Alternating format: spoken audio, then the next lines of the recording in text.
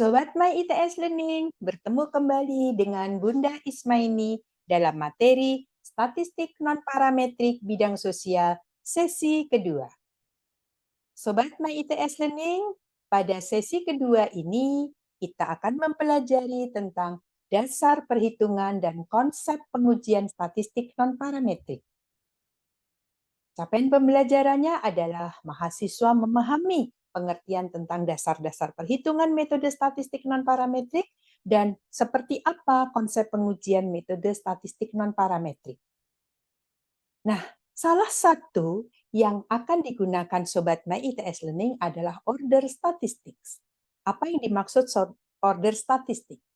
Jadi salah satu yang akan sering dijumpai dalam uji statistik non-parametrik adalah kita mengurutkan angka atau statistik, atau kita sebut sebagai order statistik. Misal diberikan suatu sampel random, X1, X2, sampai Xn, maka bisa dihitung mana nilai yang paling minimum dan mana yang paling maksimum, dan lalu kita bisa mengurutkan dari kecil ke besar. Ini adalah namanya order statistik. Sobat My ITS Learning, kita coba dicontoh ya.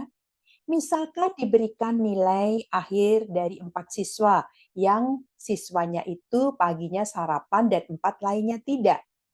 Nah, nilai akhir dari siswa yang sarapan itu adalah ada yang di sebelah kiri yang warnanya merah, dan kemudian yang tidak sarapan nilai akhirnya itu adalah yang warnanya hitam. Coba Sobat My ITS Learning meranking keduanya secara bersama-sama. Kalau kita lihat Sobat My ITS Learning, ketika kita ingin membuat gabungan keduanya diurutkan secara bersama-sama, berarti seolah-olah kita akan meranking karena ada 4 yang sarapan dan 4 yang tidak sarapan, berarti ketika akan membuat ordernya akan ada 8. Kita siapkan rank ordernya 1, 2, 3, 4, sampai 8. Maka kita cari data yang terkecil terlebih dahulu. Data yang terlebih kecil dahulu kita cari dari angka tersebut. Dilihat dari mana? Oh, dari nilai akhirnya itu yang 73. Berarti kita taruh 73 di ranking yang terendah.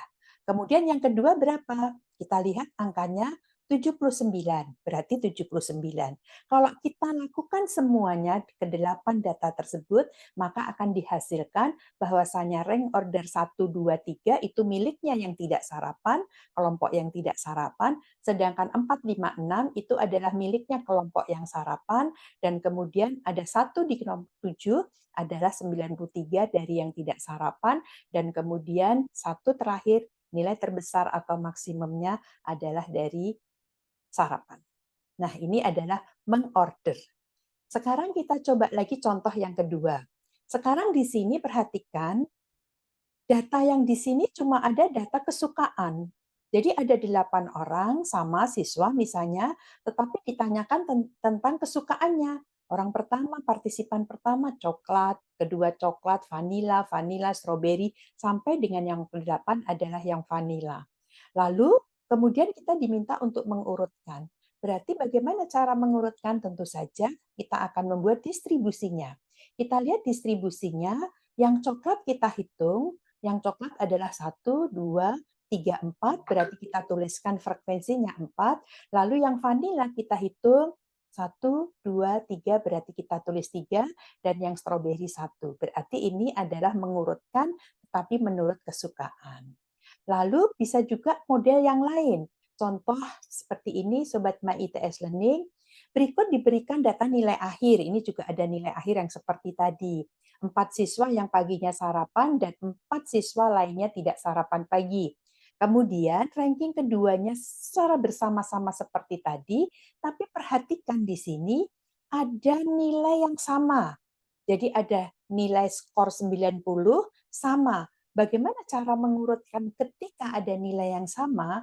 Maka ketika kita lakukan, kita lihat ada tetap 8 ranknya. Ketika mengabaikan nilai yang sama, berarti kita buat nilainya paling rendah 55, kemudian 70, kemudian 75, sampai dengan yang 95 tertinggi.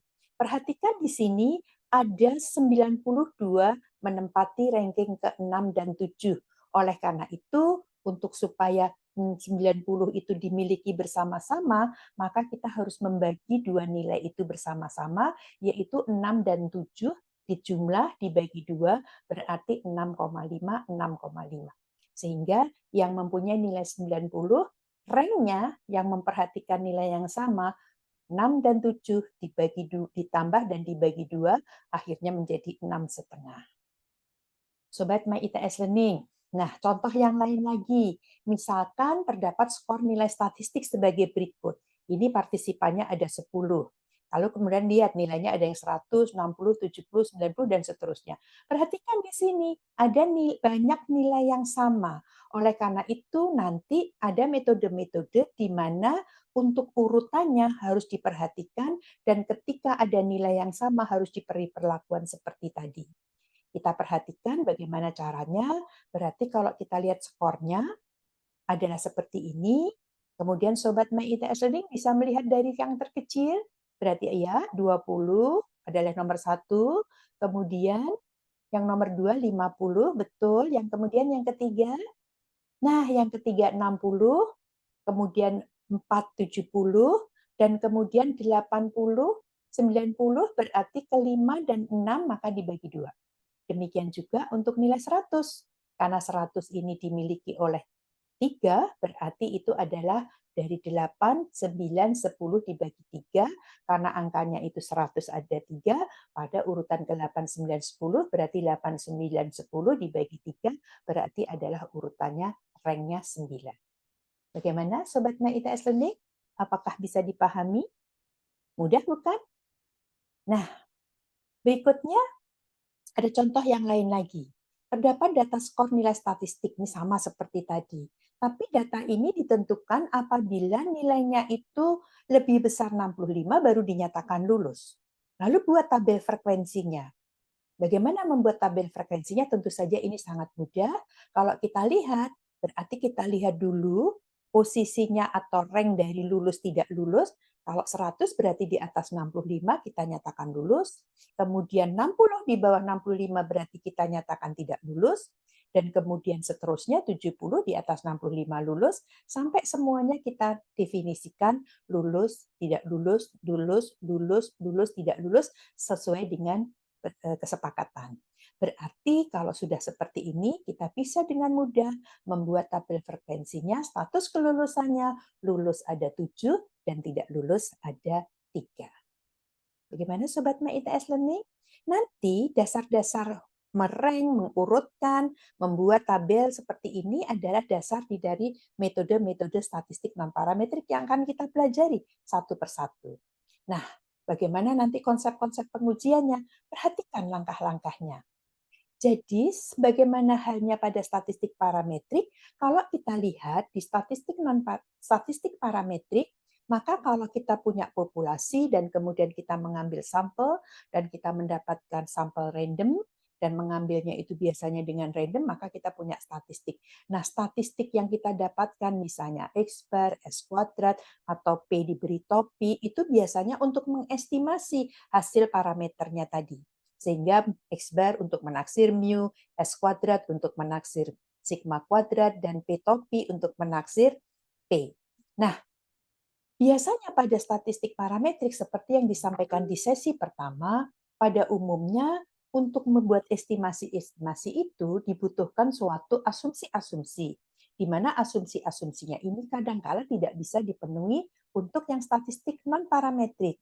Oleh karena itu, cara pengujian-pengujian walaupun nanti menggunakan skema yang sama atau tahapan yang sama, tetapi tidak dibutuhkan suatu asumsi-asumsi yang harus dipenuhi oleh statistik parametrik. Sobat My ITS Learning, jadi kalau kita review kembali, bila mana sih stat non-par itu digunakan? Ingat kemarin, statistik non-parametrik itu digunakan bila salah satu persyaratan dari statistik parametrik tidak terpenuhi, maka kita bisa menggunakan yang namanya statistik non-parametrik. Untuk data yang distribusi populasinya tidak diketahui, free distribution test itu juga bisa menggunakan statistik non-parametrik. Lalu untuk yang distribusinya tidak normal, juga bisa kita gunakan yang statistik non-parametrik. Juga kalau misalnya datanya itu hanya skala yang nominal atau ordinal, maka juga bisa menggunakan statistik non-parametrik. Terlebih ketika datanya jumlahnya itu sedikit, di bawah 30, maka kita bisa menggunakan statistik non-parametrik. Gimana Sobat My ITS Learning, masih ingat dengan kondisi ini? Ya, ini langkah-langkah pengujiannya Sobat My ITS Learning. Di dalam pengujian itu hampir sama atau bahkan kita katakan mirip dengan apa yang dilakukan di statistik parametrik. Jadi pertama menentukan H0, kemudian menentukan hipotesis H1 atau hipotesis kerja atau alternatif. Dan ini memang biasanya dijadikan satu penentuan hipotesis H0 dan H1. Biasanya nanti ada yang dua sisi, ada yang satu sisi. Nanti akan kita bicarakan step by step. Lalu juga penentuan taraf signifikansi atau tingkat kesalahannya. Biasanya kita notasikan sebagai alfa. Lalu pemilihan statistik uji. Pemilihan statistik ujinya nanti berdasarkan metode-metode yang kita pelajari. Nanti akan didapatkan hasil hitungnya dan kemudian akan kita perbandingkan dengan penentuan di dalam nilai daerah kritisnya. Tetapi di dalam penentuan daerah kritisnya ini tidak sama dengan yang dilakukan di statistik parametrik yang biasanya akan mempunyai suatu distribusi atau bentuk distribusi tertentu. Nanti setiap metode hampir semuanya mempunyai tabel-tabel tersendiri. Baru yang terakhir dibuat suatu kesimpulan untuk menolak atau gagal menolak H0 berdasarkan pengujian-pengujian yang nanti akan satu persatu kita bahas. Dan ini nanti akan menjawab permasalahan yang ada. Bagaimana Sobat My ITS Learning? Tidak sulit kan? Jadi ada 6 langkah. Tetapkan H0, tetapkan H1, tetapkan alfa, statistik uji, lalu tentukan daerah penolakannya, dan kemudian simpulkan. Baik Sobat My ITS Learning, sebagai gambaran, bagaimanakah suatu penggunaan pengujian metode statistik non-parametrik? Masih ingat dengan kasus yang kemarin? Kasus yang kemarin itu kita di sesi pertama sudah kita bicarakan seorang peneliti sosial tertarik untuk meneliti apakah kejadian antrian di suatu puskesmas sebanyak 50 orang dan kemudian datanya hanya laki-laki, perempuan, perempuan, laki-laki, dan seterusnya sebanyak 50, apakah terjadi atau mengikuti kejadian random. Nah, kalau dilihat hipotesisnya, apa hipotesisnya? Maka kita bisa menuliskan hipotesisnya adalah seperti ini. H0-nya urutan antrian booster antara laki-laki dan perempuan adalah random. Tentu saja H1-nya adalah sesuatu yang sifatnya kebalikannya, berarti urutan antrian booster antara laki-laki dan perempuan kejadiannya tidak random.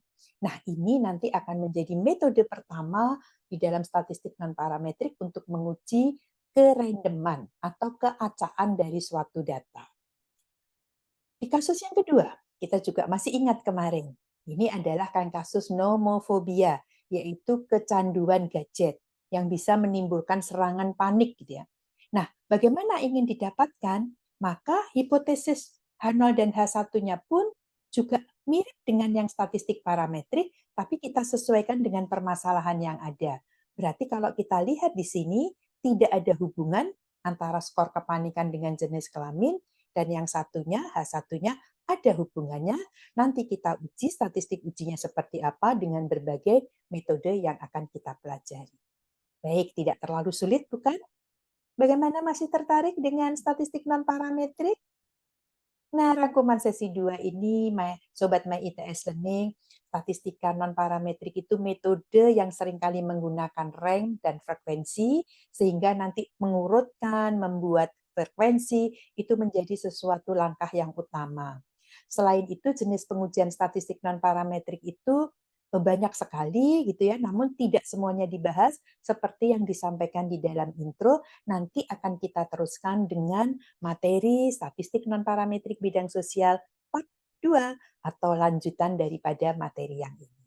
Tapi secara umum langkah-langkah pengujiannya itu mirip dengan statistik parametrik, ada 6 langkah. Tetapkan H0, tetapkan H1, tetapkan alfa, tetapkan statistik uji, tetapkan daerah kritisnya, dan yang keenam simpulkan. Bagaimana Sobat My ITS Learning? Tidak sabar untuk melihat atau diskusi tentang metode yang pertama? Nah, sesi selanjutnya di sesi 3 nanti kita akan diskusi tentang pengujian keacakan atau kita kenal dengan randomness test atau run test. Baik, demikian sesi yang kedua. Bunda Ismaini izin undur diri. Semoga sehat selalu. Wassalamualaikum warahmatullahi wabarakatuh. Salam.